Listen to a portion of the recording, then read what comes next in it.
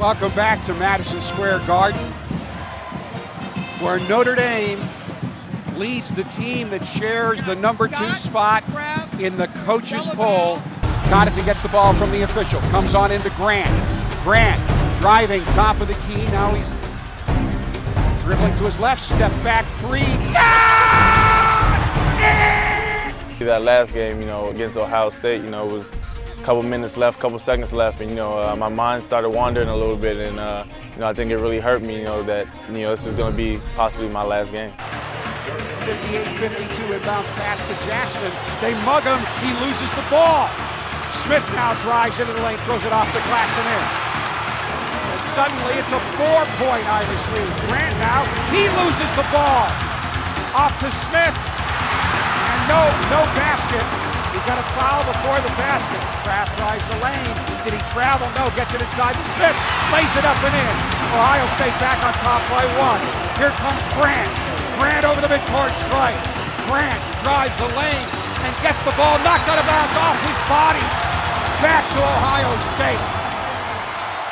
I don't know if I've ever had to handle a tougher locker room in my career where we were in position to win the game and we couldn't finish, and it was really an excruciating loss there at the Garden. Then we also knew we were losing Jerian. So your first thing was deal with the team and their psyche, because we still had a whole ACC season to play after Christmas, but yet deal with Jerian, and we're going to support him, and what's the transition and what's he going to do. I just remember being really quiet, and not a lot of people were looking up. We were just kind of looking around, and I think it really finally hit us that day when we were sitting in Madison Square Garden, like, Jay is really going to leave, and we're not going to see him again for 4 or 5 months. After the Ohio State game, it was a tough loss, but the way the guys embraced me, the way Coach talked to me, that was definitely huge for me, just to know that they had my support. Even though they were going to go on without me, they still wanted me back there, and they still wanted me to be a part of the team even though I was gone. Well, everybody makes mistakes, and I think that Jerian punished himself more than we could anyways. So he knew what he did was wrong, and he had to bounce back from it. But the best part about it is we're a family, so the best part about that is being able to support our teammates and our brother. Well, you're concerned about the young man. I mean, he had built up great momentum, both academically and basketball-wise here. Obviously, he's a big part of our basketball team, and it was going to affect our basketball team, but how's this going to affect him? Knowing that the ruling at the end of the day would be that he'd be away from us for a semester, would he return and finish school? I was definitely angry, especially to start. I was angry at Notre Dame. I was mad at everyone. I was mad at the school. I was really upset. I didn't really think about, I was the one who made the mistake. I kind of looked at it as Notre Dame takes things too seriously, or it's Notre Dame's fault. After I realized that, it helped for me to move on and, kind of let it go. And, once I realized that, I think it became easier for me to, talk to the guys on the team, and it helped me make a decision that I wanted to come back, because it wasn't Notre Dame's fault. I don't know, maybe in other situations around the country, kids don't return after something like this. But I think it's because we build really deep relationships here. I think I have great relationships with my guys, and they know I care about them, and they know our staff cares about them, and Notre Dame cares about them. The decision to leave or come back, I think definitely had to do a lot with, my personal decision to go back and right some wrongs. Of course, my teammates and, Coach Bray, I've built a great relationship with Coach Bray, him coming from my area, my high school. Having to leave him the way I had to leave, it definitely wasn't something that I wanted to leave with. I think it was really tough to leave those guys like that. And at the same time, just me being who I am, I didn't want to, leave a bad taste in my mouth with Notre Dame and with the fans and, just the whole Notre Dame community. At the end of the day, it was going to affect our team, certainly, and it did. But at the end of the day, one of the reasons I love working here and coaching here and teaching here is, there's a different mission here than a lot of other places to, have these young people become young men. And develop him as a young man was to make sure he came back here, to let him know that he's going to serve a heck of a penalty. I mean, it's a brutal penalty. It's also out there for everybody to hear about on a daily basis and every night we played. But after that, we want him back, and it's going to be a great story. And we have his back, and he's going to graduate from here, and the mission's not done. As I used to text him the first 2 months, our work together is not done. That's how I would end my text with him, and he would always say, "Yes, sir, absolutely." Staying in contact with Coach Bray when I left definitely meant a lot to me.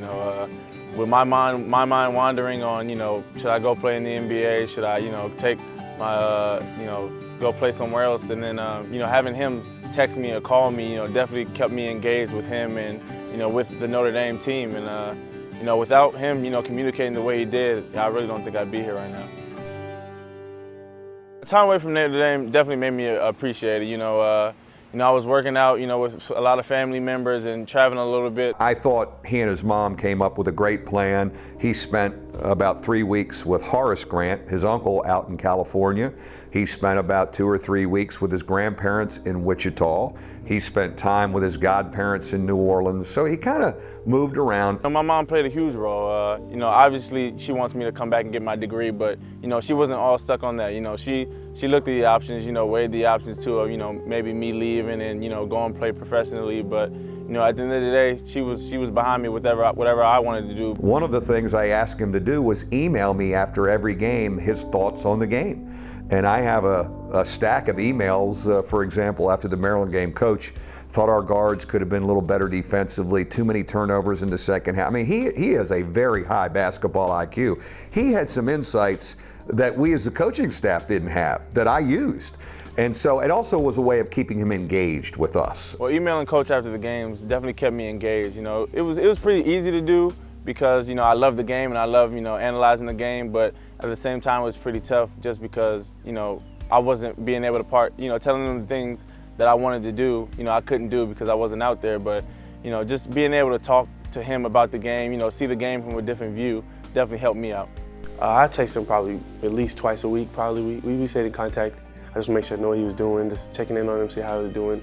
He'd obviously text me as well and try to give me some pointers and advice throughout the season, like, look, you need to step this up, you need to do this, and I took it on very well. He stayed in touch with everybody while he was away, talking to Pat Connaughton, hang in there, man, keep plugging, tough one the other night, or hey, great win, Zach August, keep your head up. Sitting at home, watching my team play was definitely tough. Those are the guys I came in with. I've been there with them for 2, 3, 4 years. So, just having them go out there and, play without me. I know every game was close. So, when the game came down to the end, last couple of possessions, and knowing that I was that guy that helped close games for them, was really difficult because I knew if I was out there, I could help get that last stop or help get that last basket. It was very hard on him watching us not be very successful. That he took that personally, and my tone with him was, hey, you're going to be back next year, and we're going to attack next year. But in the meantime, be supportive of the guys out here. The toughest game for me to watch had to be when I was there in person at the ACC tournament, the Wake Forest game. Knowing that Eric, Garrett, Tom, Pat Crowley, those were those guys' last game, and I couldn't help be a part of that, or I couldn't help extend the season, knowing that I could help pull out a win maybe and extend some guys' careers, and just having my guys that I came in with going out with a loss and not being able to play in the postseason, just all that mixed into one was definitely the toughest game for me to watch.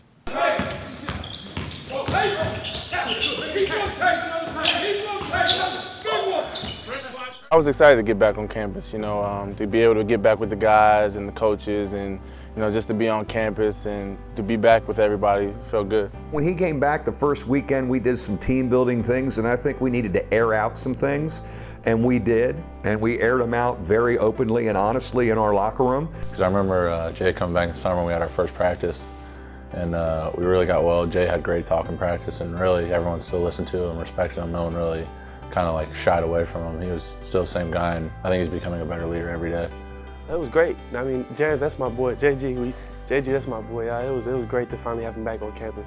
Me from now versus me a year ago, I think I just appreciate things a lot more. I got to make sure I'm taking advantage of my opportunities a lot more. Taking things pretty seriously, and just not taking things for granted. Stopping by to see me more frequently, just coming on in. Didn't have to ask him to stop by. Coach, what are we doing today? What do you think? Texting me. And initiating the communication instead of me initiating it. I think he's been really good with our young guys, like with Bonzi, Martin Gevin, and Matt Farrell. He has really kind of taken those guys under his wing a little bit. He made a comment to me, he said, Coach, I know if I was here, I could have got VJ more confident. I could have got Demetrius more confident. I could have. I mean, and you know what? He's right. I think he's a lot more vocal, and I think he's trying to get to know all the teammates better instead of just hanging out with certain guys. I think he's more open to ideas, and I don't know what it is, if he went home, who he talked to. I don't know who it was, or if he had a conversation with Coach Bray, but like I said, I think he's becoming a better leader every day, and he just has more of an open mind. He come back as a man now, and he's a whole different type of Jerian than he was before. And he has individual goals that he wants to reach, and he's not stopping. He's focused on it, as well as collectively as a team. So I feel like he's going to do a great job this year, helping us and leading us. He wants to win. You know, certainly he's an NBA prospect. I believe he's a first-round pick prospect. But he's coming back to win. He's coming back to be with his teammates, and he knows all of that will take care of itself if we have a good year.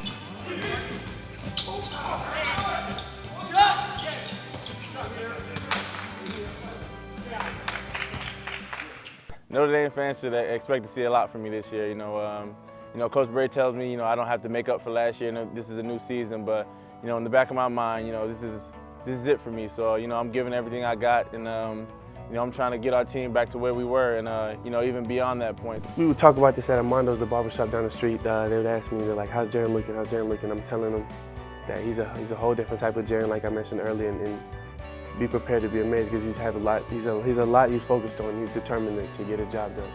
You know, we lost two very high-profile athletes to academic matters in the last year, and I've had so many people say, "God, man, that's a tough place. Can they change that rule? Maybe they should do something else." I said, "Whoa, hold on a second.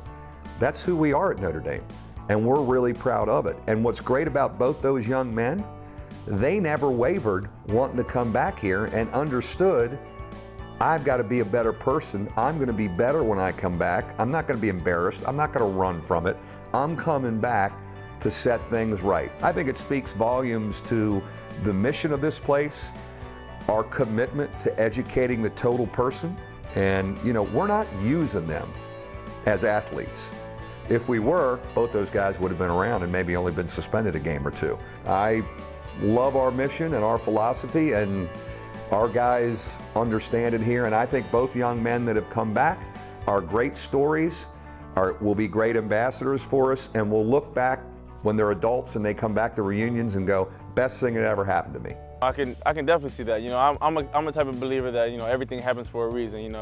It might take a long time for you to realize what that reason was, but definitely, I can look back on this and say, this is definitely the best thing that ever happened to me, because, you never know. Something could have happened last year, or, I could have made a wrong decision, but, I'm back here for a whole nother year, and, I get to learn some more.